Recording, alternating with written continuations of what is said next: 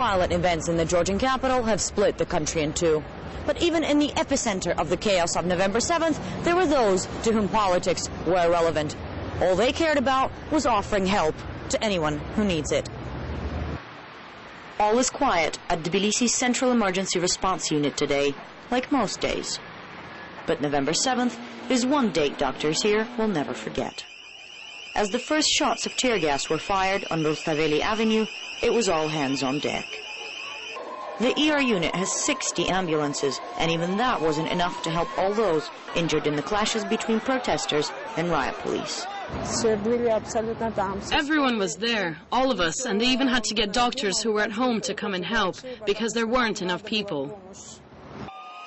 Cars flew back and forth, and the sound of sirens was the one melody that rang loud and clear throughout the day. Opposition supporters may have been fighting for change and riot police for stability, but these people are above politics.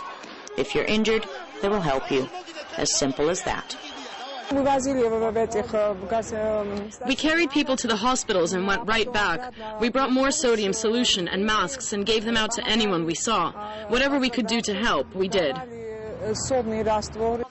They didn't waste time offering help. They simply came up and tied the masks around people's heads.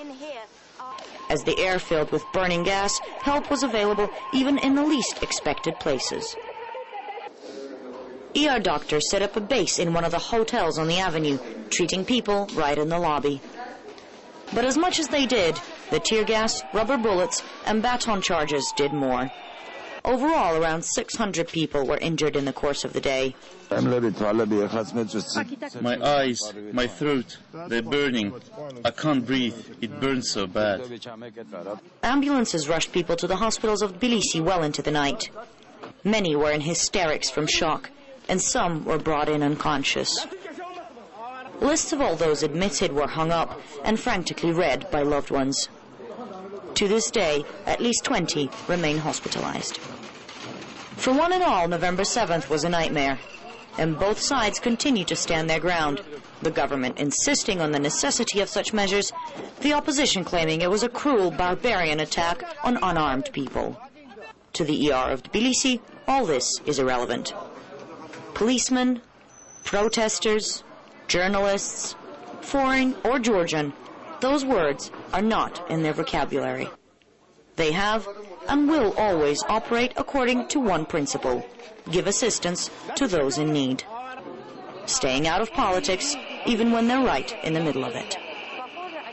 Katerina Zava, Russia Today, Tbilisi, Georgia.